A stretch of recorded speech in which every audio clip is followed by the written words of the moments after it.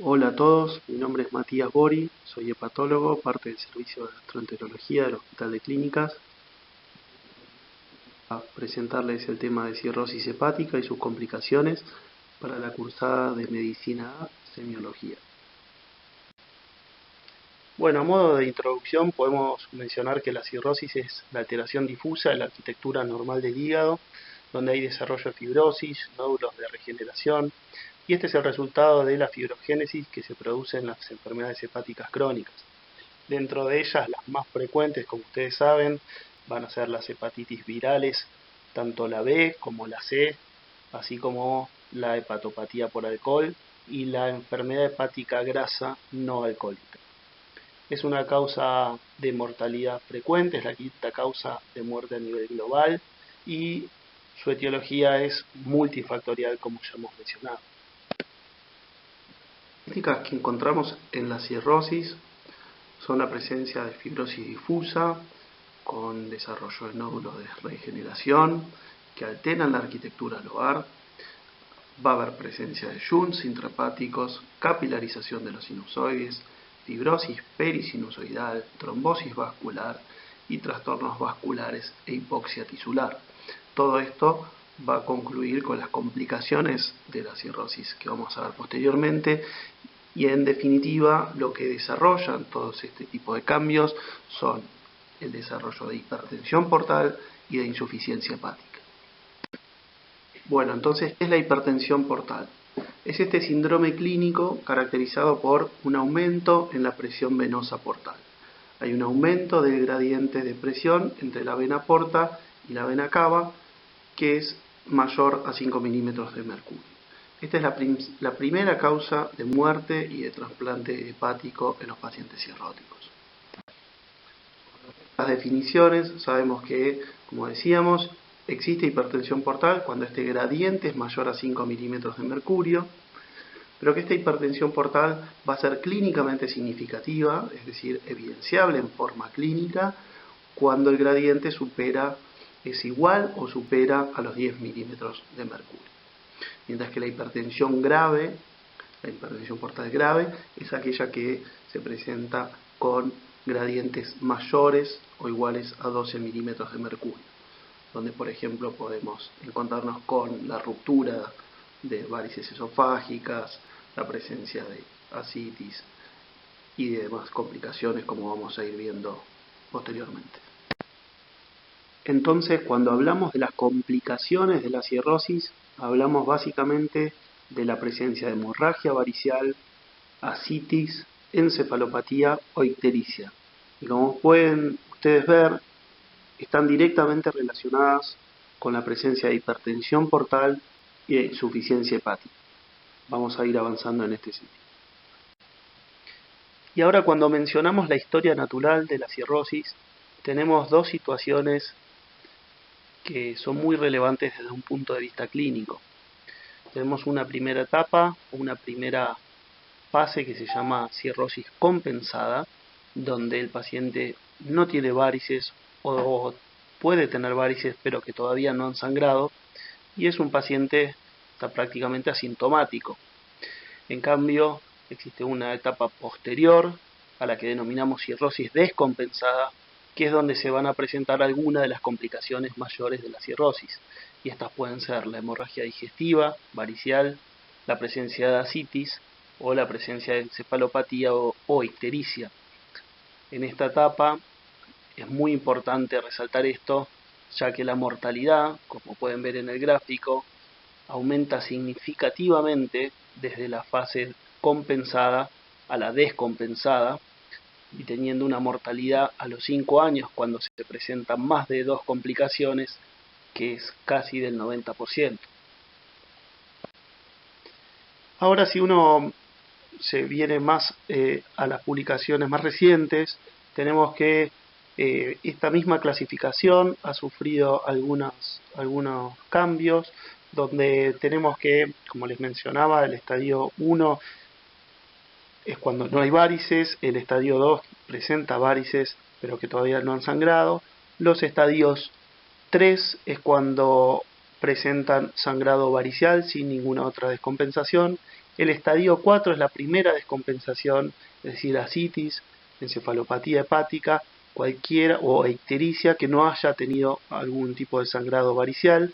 Un estadio 5 donde se presentan más de 2 complicaciones y un estadio terminal donde ya se ven complicaciones de la enfermedad hepática más avanzada, como la ascitis refractaria, la encefalopatía o la ictericia persistentes, el desarrollo de infecciones recurrentes, disfunción renal y falla de otros órganos. Realmente esta clasificación es un poco más nueva, pero lo que más importa es enfocarse en un paciente cuando está compensado o descompensado. Y esto es así porque ustedes pueden ver que el paciente compensado es un paciente asintomático que muchas veces no tiene conciencia de que se encuentra en un estadio cirrótico y donde la sobrevida media es de alrededor de 12 años, mientras que los pacientes descompensados, fíjense que están todos sintomáticos y que la sobrevida media disminuye en 10 años. Significativamente, esto es un evento clínico muy relevante, identificar a aquellos pacientes con una enfermedad más grave. Bueno, avanzando un poco más en cuanto a los scores, además del score que mencionamos recién, de los estadios clínicos y clasificarlo en compensado y descompensado, existen diversos scores matemáticos también que ayudan a predecir mortalidad y a orientarnos ante qué paciente estamos tratando.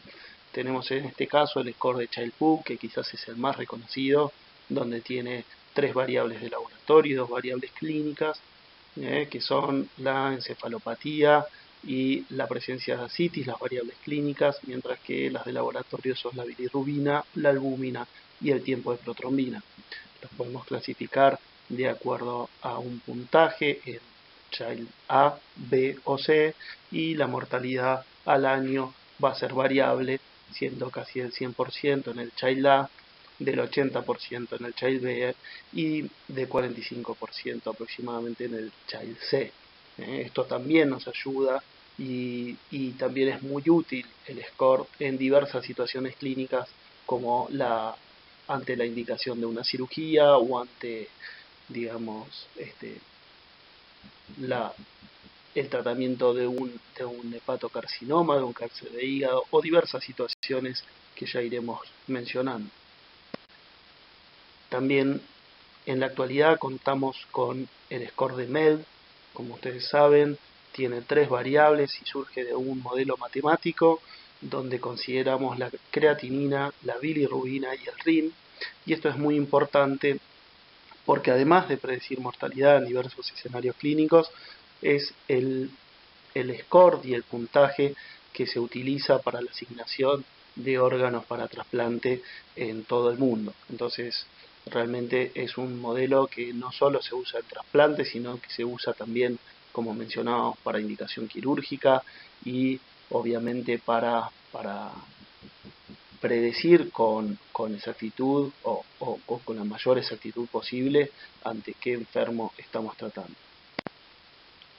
Entonces, a modo de resumen de la historia natural de la hepatopatía crónica, tenemos que existe esta enfermedad hepática crónica, donde progresivamente va a haber un aumento de la fibrosis y con el tiempo desarrollo de hipertensión portal, que va a traer a la cirrosis en principio en una etapa compensada y donde posteriormente se pueden desarrollar las complicaciones de esta, que son la hemorragia, la ascitis, la encefalopatía o la ictericia. Con el tiempo, este deterioro de la función hepática junto al desarrollo de hipertensión portal van a traer complicaciones tardías como el resangrado, la ascitis que se vuelve refractaria al tratamiento, existe múltiples procesos infecciosos, desarrollo de peritonitis bacteriana, en fin, varios procesos infecciosos asociados a esta fase tardía, el síndrome hepatorrenal, que es esta afectación renal que se produce relacionado a la ascitis y la hipertensión portal, y donde el paciente, llegado a esta etapa, si no se trasplanta, posiblemente termine falleciendo al poco tiempo. La situación grave que siempre solemos ver en cualquier estadio de la cirrosis es la presencia del carcinoma hepatocelular. Avanzando entonces con las complicaciones, ahora nos vamos a centrar en las tres grandes complicaciones de la cirrosis, que son la hemorragia varicial, la citis y la encefalopatía.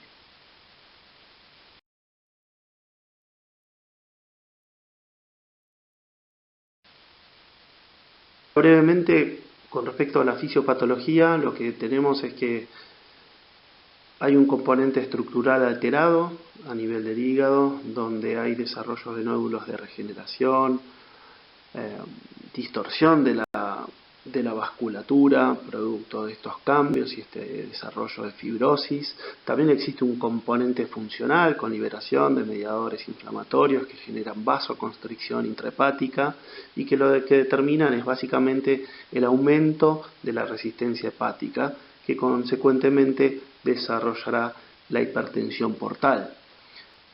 En consecuencia de esta hipertensión portal, se van a abrir colaterales portosistémicas, fundamentalmente a nivel del esófago, pero también en otros sitios, como vamos a ver en el próximo gráfico, y esto es la génesis o el responsable de la presencia de varices a nivel esofágico, y me refiero puntualmente a nivel esofágico porque son las que presentan mayor riesgo de complicaciones y de mortalidad vinculado al sangrado.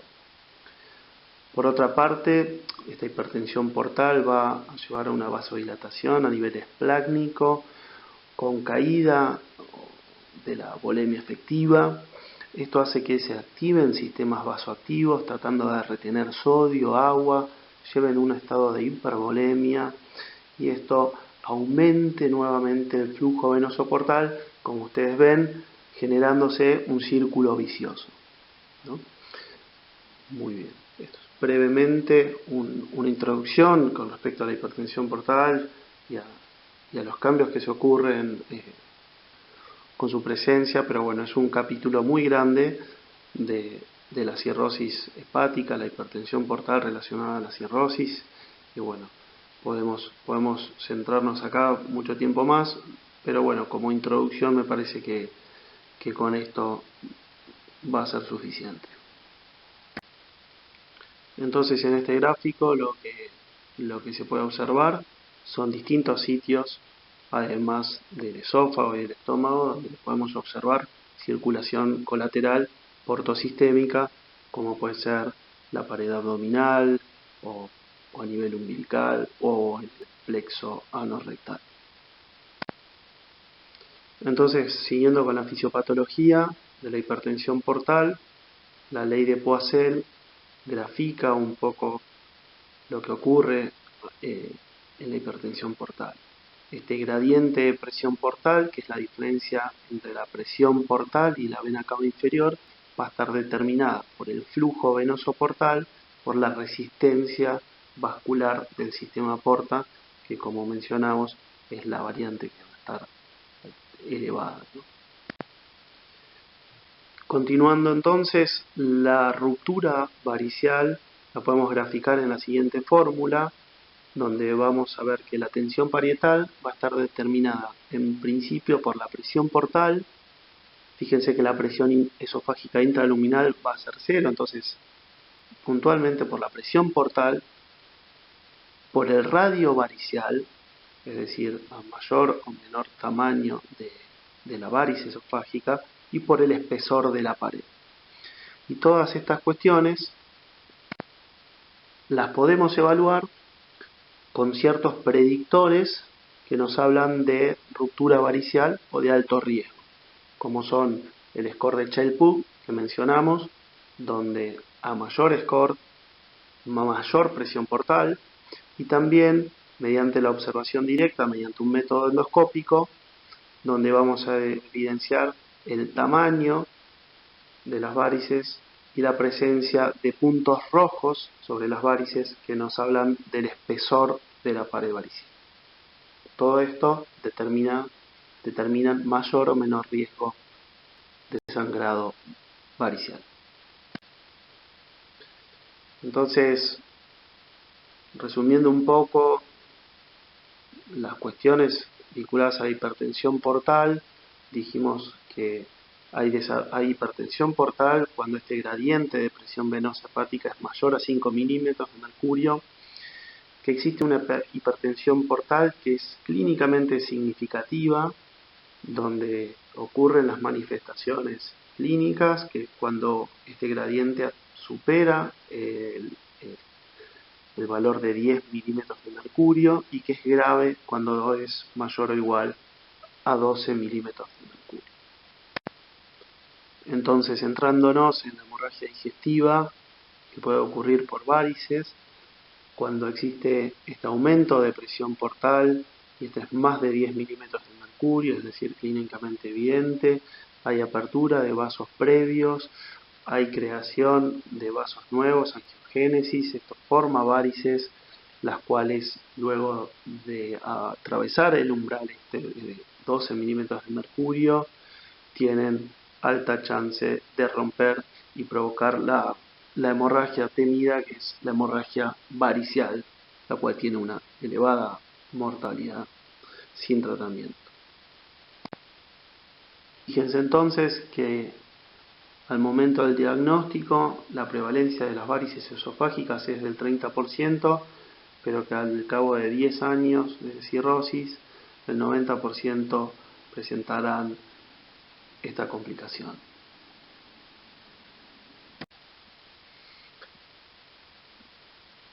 Entonces, la ruptura fundamentalmente de las varices esofágicas es algo a tener muy en cuenta, es una complicación mayor con alta mortalidad, tiene una mortalidad a las 6 semanas del 15 al 25%, donde 70% de las hemorragias digestivas altas con hipertensión portal son provocadas por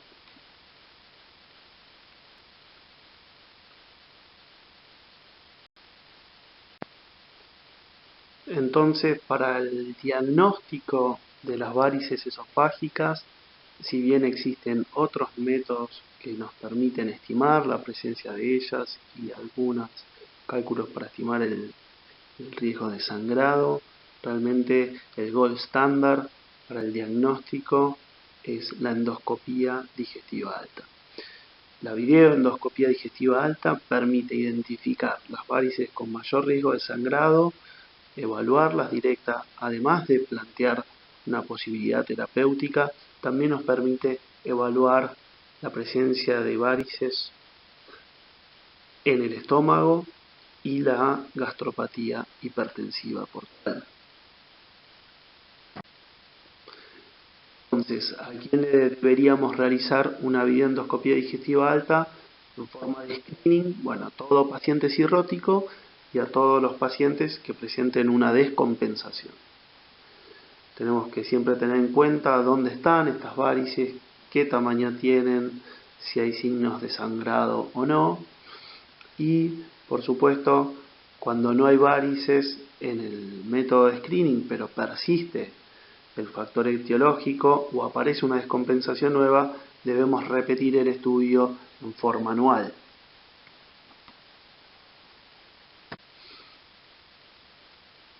Entonces, la clasificación de las varices lo podemos clasificar de acuerdo a dos tipos. La habitual es la presencia de varices chicas o grandes, chicas cuando son menos de 5 milímetros, grandes cuando son mayores.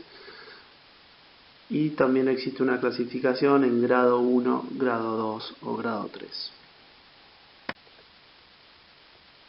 Acá tenemos las distintas localizaciones, que pueden ser esofágicas, gastroesofágicas, gástricas aisladas, y uno en función de esto planteará el tratamiento como vamos a ver en cursadas posteriores. Muy bien, ahora avanzamos con otra de las complicaciones graves de la cirrosis, que es la encefalopatía hepática. La encefalopatía hepática entonces es una disfunción cerebral que está causada por insuficiencia hepática y o un shunt portosistémico. Es un amplio espectro de anormalidades que van desde aspectos neurológicos a cuadros psiquiátricos y donde puede ser algo muy sutil, subclínico, hasta presentarse en coma. Hay que tener en cuenta que los cirróticos a lo largo de su vida, hasta un 30-40% de ellos van a presentar algún episodio de encefalopatía hepática.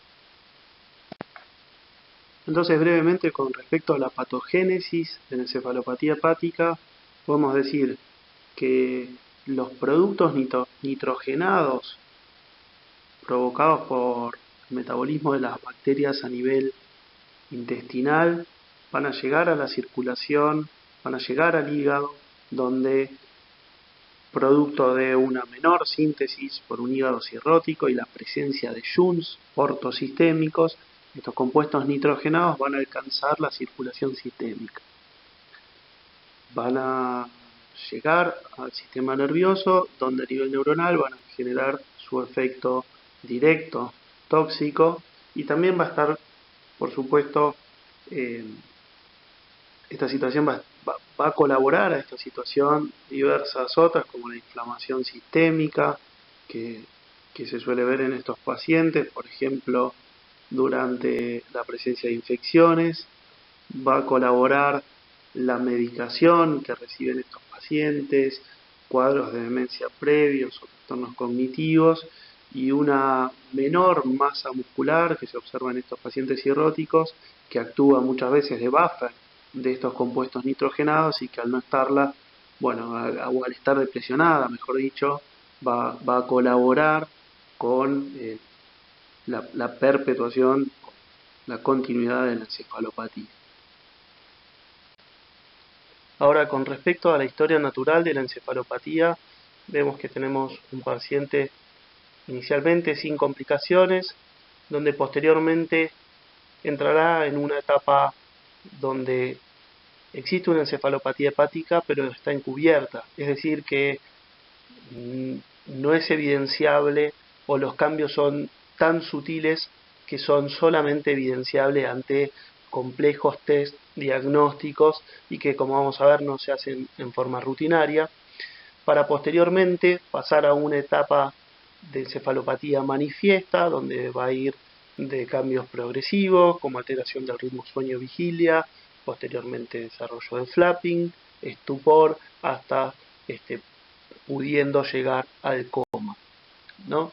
Todo esto se da a lo largo de la historia natural de los pacientes con cirrosis y encefalopatía hepática. Sabemos, como decíamos previamente, que el primer episodio tiene muy mal pronóstico y anuncia la descompensación de la enfermedad hepática. Fíjense que el riesgo de recurrencia también al mes es del 40%, es decir, que es una enfermedad realmente muy difícil de manejar en varias situaciones. Con respecto a la clasificación, tenemos que la podemos clasificar de acuerdo a la enfermedad de base en tres tipos. Tipo A, cuando está relacionada a insuficiencia hepática aguda. Tipo B, cuando hay una asociación con una derivación portosistémica o con un shunt portosistémico. El tipo C, que es la más frecuente, que es la provocada en la cirrosis hepática.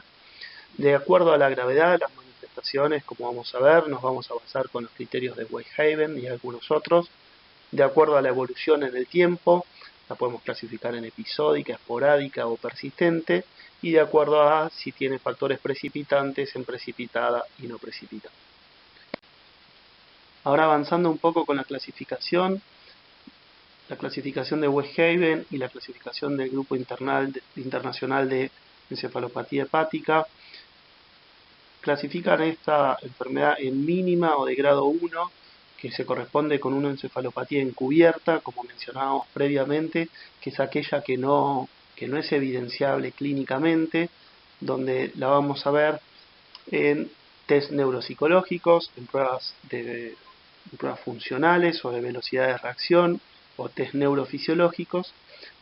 En el grado 1 de la clasificación de Westhaven, como van a ver, a veces suele haber euforia o ansiedad, o hay un deterioro de la capacidad de atención, alteraciones en la suma y resta. Avanzando un poco más en la clasificación de Westhaven, un grado 2, que ya corresponde a partir de acá en manifestaciones clínicamente evidentes. En el grado 2 vamos a tener la presencia de flapping o asterixis. Ahí puede haber letargo, apatía, desorientación, cambios de la personalidad. Avanzamos hacia un grado 3, donde podemos tener somnolencia, semiestupor, desorientación, y un grado 4 que se corresponde al coma. Con respecto a la clasificación en cuanto al tiempo de evolución, tenemos aquella que se presenta en forma episódica, donde hay un episodio de encefalopatía y resuelve y el paciente vuelve a su estado normal. Aquella que es recurrente, es decir, que hay un episodio que vuelve a su estatus normal, pero que esto recurre en intervalos menores a 6 meses.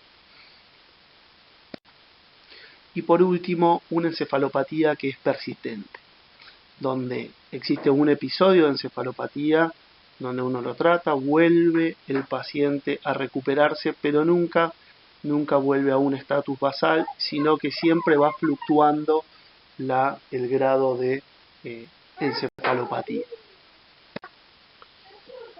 Con respecto a los eventos precipitantes, esto sí es muy importante que lo sepan. Las infecciones en los eventos episódicos son la principal causa de desarrollo de encefalopatía hepática. La siguen los sangrados gastrointestinales, el mal uso de diuréticos, los trastornos hidroelectrolíticos y la constipación. Fíjense que varía un poco el orden en cuanto a las causas durante la encefalopatía recurrente, pero siempre, ¿no?, los trastornos, los cuadros infecciosos, los trastornos hidroelectrolíticos, la constipación, los diuréticos, están todos presentes como eventos precipitantes que uno debe ir a buscar ante todo paciente con encefalopatía hepática. Ahora bien, a modo de resumen de la clasificación, cuando uno debe presentar un paciente con estas características, deberíamos decir que es un paciente cirrótico, que tuvo flapping y que fue presentado este episodio en forma única, secundario a una infección. Debemos decir que es un paciente, por ejemplo, con una encefalopatía hepática tipo C, de grado 2, episódica, y con un evento precipitante que puede ser un cuadro infeccioso. Esto es importante no solamente para orientarse frente al paciente, saber que uno ha analizado correctamente las causas y ante qué tipo de encefalopatía se presenta, sino que también nos sirve para comunicarnos con nuestros colegas y que tengan rápidamente una idea de qué es lo que le está ocurriendo a nuestro paciente. Con respecto al diagnóstico de la encefalopatía hepática, no existe un consenso claro para su diagnóstico, ya que esta es una situación que es de diagnóstico de exclusión, es decir, que en muchas situaciones nos valdremos de una tomografía para estudiar causas estructurales posibles.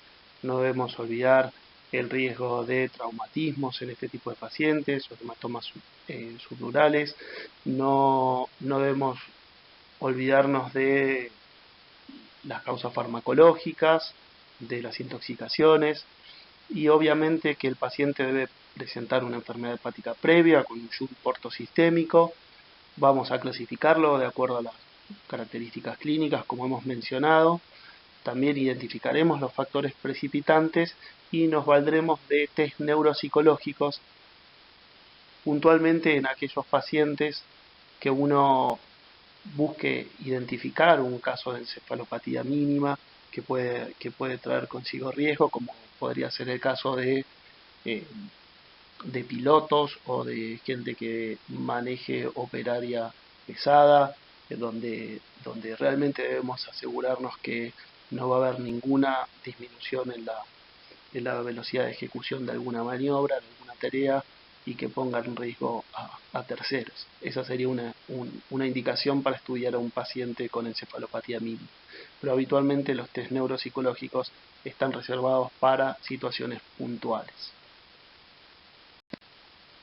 Con respecto al dosaje de amonio, sabemos que depende mucho de cómo se toma la muestra y la validez que le podamos dar. Es un test que no es específico, que está elevado en otros escenarios, por lo tanto tiene una confiabilidad limitada. Por otra parte, los niveles altos de amonio no añaden valor ni diagnóstico, ni estadifican, ni dan pronóstico y además no guían al tratamiento. Por ende, el diagnóstico de encefalopatía por medio del dosaje de amonio no es algo que se haga en forma rutinaria ni que tampoco podamos establecer la validez de sus resultados. Si contamos con ello y uno los podría tener en cuenta, se puede utilizar, pero no es algo que en forma rutinaria nos valemos para manejar un paciente con encefalopatía hepática. Continuamos ahora con la última de las complicaciones de la cirrosis hepática, que es la ascitis. Quizás la más relevante o la que mayor mortalidad presenta en relación a la cirrosis hepática. Entonces, primero, con respecto a la definición de ascitis, lo que tenemos que decir es que es la acumulación de líquido libre en la cavidad peritoneal. Normalmente existe una muy baja cantidad de líquido que funciona como lubricante de los órganos abdominales y tiene cierta función antimicrobiana, pero que el acúmulo patológico lo conocemos como ascitis, el acúmulo de líquido a nivel peritoneal. Las causas, como vamos a ir viendo, son múltiples. Las más frecuentes van a estar vinculadas a la hipertensión portal y entre ellas principalmente a la cirrosis hepática. Otras vinculadas a la hipertensión portal podrían ser la insuficiencia cardíaca, por ejemplo, o la obstrucción al tracto o al flujo de las suprahepáticas, como en el caso del síndrome de Budd-Chiari, o también otras causas que no estén vinculadas a la hipertensión portal, como pueden ser causas neoplásicas, enfermedad peritoneal, causas infecciosas y otras causas menos frecuentes como causas endémicas con serositis y demás que ya vamos a ir viendo. En cuanto a la fisiopatología, el ascitis, lo que vamos a tener es que existe una capilarización de los sinusoides hepáticos, que habitualmente son sinusoides que poseen poros. Esto, con el avance de la cirrosis, con la distorsión de la histoarquitectura, con el acúmulo de colágeno en el espacio de Bicet, esto va a provocar una disminución de la permeabilidad vascular y en consecuencia un aumento de la presión hidrostática a nivel portal. En forma retrógrada, esto va a determinar aumento de la presión hidrostática en los capilares espláticos.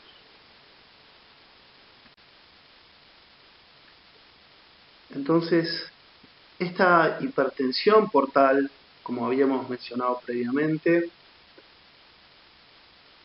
va a provocar que se liberen sustancias vasodilatadoras a nivel de la circulación esplácnica arterial, generando una vasodilatación esplácnica. Esto es lo central en la fisiopatología.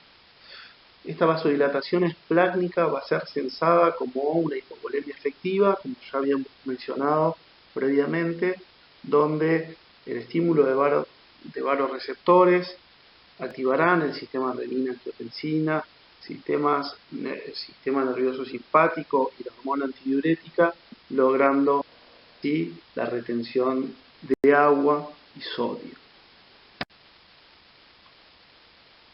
Por lo tanto, el aumento de la presión hidrostática en el capilar esplácnico va a ser un eje central de la fisiopatología del síndrome ascítico edematoso.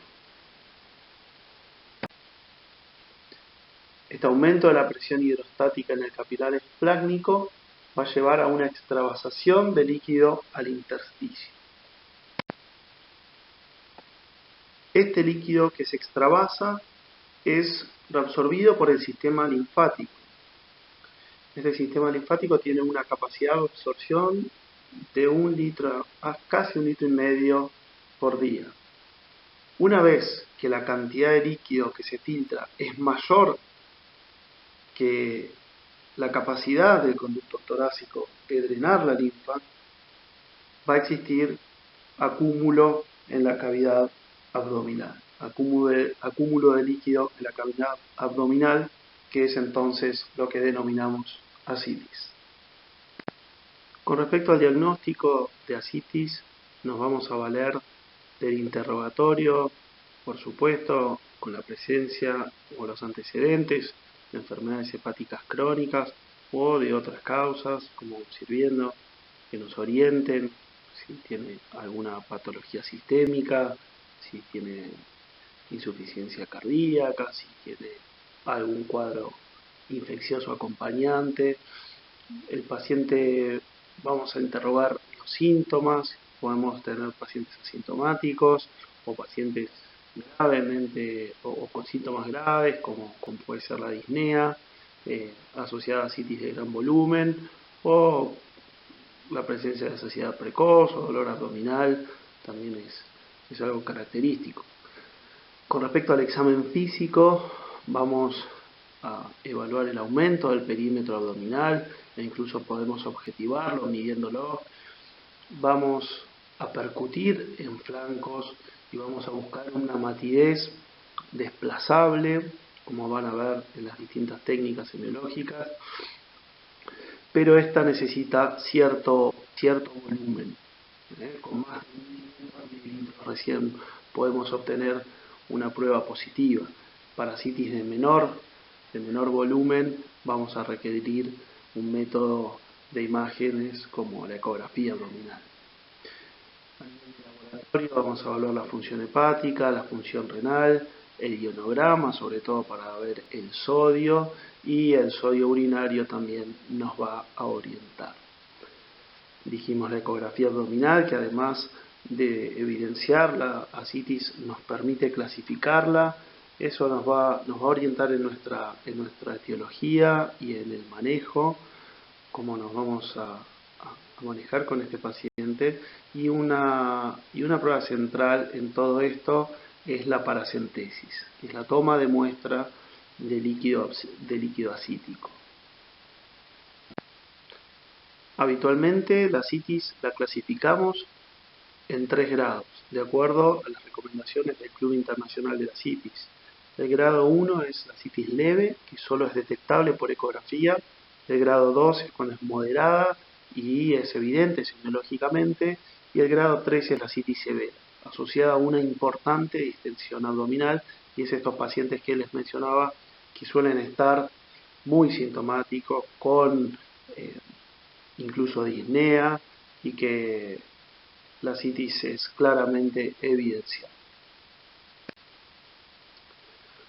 Con respecto a la paracentesis diagnóstica, esto es central, debemos realizarla en todo paciente que debuta con ascitis.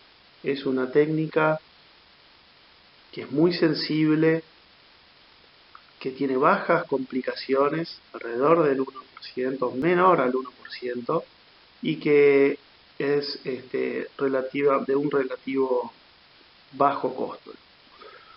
Las complicaciones graves, fíjense que son muy infrecuentes, como puede ser el hemoperitoneo, la perforación intestinal, existen, pero realmente si uno toma los recaudos son infrecuentes. Y fíjense que incluso no está recomendado el uso rutinario de plasma o de plaquetas para corregir una coagulopatía en estos pacientes, porque es una técnica que realmente es muy segura cuando se la realiza con la indicación y con los cuidados necesarios. La técnica, entonces, se toma el cuadrante inferior izquierdo. Pueden ser en estas tres locaciones, pero por lejos la más frecuente y la de menor complicación es el cuadrante inferior izquierdo, 2 dedos encima de la crestería cantero superior y 2 dedos hacia el centro. Se punza con aguja y se obtiene el líquido para ser analizado. ¿Qué vamos a evaluar luego de obtener la muestra de líquido acítico? Bueno, tenemos que estudiar la albúmina del líquido para poder calcular el gradiente que conocemos como gasa, que es el gradiente albúmina sérica, albúmina del líquido. Cuando esta diferencia nos da mayor o igual a 1,1, la sensibilidad para el diagnóstico de hipertensión portal es mayor al 97%. Entonces, albúmina sérica menos albúmina del líquido, si nos da mayor a 1,1, es un método muy sencillo para ya plantearnos si estamos ante la presencia de hipertensión portal o no.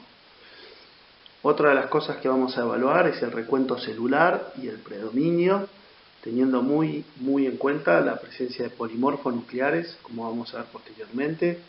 Otra de las cosas que hacemos es el cultivo del líquido acítico para identificar causas infecciosas, y esto lo vamos a tomar en frascos de hemocultivo. Y esto es importante porque nos aumenta significativamente el rédito comparado con el uso de frascos comunes, entre un 80 a un 50%. Otra de las cosas que vamos a determinar en el líquido acítico son la presencia de las proteínas totales del líquido, que nos permiten estimar o orientar, mejor dicho, el diagnóstico de la asitis, la causa etiológica de la asitis. Entonces, como mencionábamos, de rutina, recuento celular y diferencial, albúmina y proteínas totales. Opcionalmente, cultivos, glucosa, LDH, amilasa, tinción de Gram, y cuestiones menos frecuentes o inusuales serían el cultivo para bacilos ácido alcoholresistentes, citología para células, buscando células neoplásicas en el líquido, o el dosaje de triglicéridos o la presencia de bilirrubina. Recordamos entonces el gradiente albúmina sérica menos albúmina del líquido acítico y la importancia que le damos cuando este es mayor a 1,1 ante la presencia de hipertensión portal. Para los diagnósticos diferenciales, fíjense que ya podemos empezar a plantearnos distintos escenarios de acuerdo a el gradiente de albúmina sérica, albúmina del líquido. Cuando existe hipertensión portal y este gradiente es mayor a 1,1, pensaremos en cirrosis, en hepatitis alcohólica, en asitis de origen cardíaco, en falla hepática aguda, en el síndrome de Budd-Chiari, donde hay una obstrucción al flujo a nivel de las suprahepáticas, y distintas otras situaciones. Y cuando es un gradiente menor a 1,1, tenemos la posibilidad de estar en presencia de una carcinomatosis peritoneal o de una peritonitis tuberculosa, o ante un síndrome nefrótico u otras causas que deberemos evaluar. Otras causas de asitis suelen verse en el 15%, y que existan dos o más causas es una situación incluso menor, que puede llegar hasta el 5% de los casos. Como dijimos previamente, además del GASA, ante la presencia de hipertensión portal, es muy irrelevante el dosaje o el recuento de polimorfos nucleares en el líquido. Cuando este es menor a 250 células por centímetro cúbico, hablamos de una asitis no complicada y cuando este dosaje de polimorfos nucleares es mayor a 250, estamos ante la presencia de una peritonitis bacteriana espontánea, que es una infección del líquido acítico con elevada mortalidad si es que no se trata. Por eso es importante su diagnóstico temprano para darle un tratamiento acorde. La peritonitis bacteriana espontánea entonces es una complicación de los pacientes con ascitis con una mortalidad del 90% sin tratamiento. Tiene una prevalencia elevada, sobre todo en pacientes cirróticos internados y donde los gérmenes que se observan habitualmente son la E. coli, la Klebsiella y el Streptococcus pneumoniae. Todo esto iremos avanzando posteriormente. Por el momento vamos a llegar hasta acá, son temas muy grandes. Tratamos de abordar las cuestiones centrales para posteriormente ir profundizando y avanzando en más detalle lo que respecta a la cirrosis y a sus complicaciones. Desde ya muchas gracias, les agradezco su atención y les deseo que todos estén muy bien. Un saludo.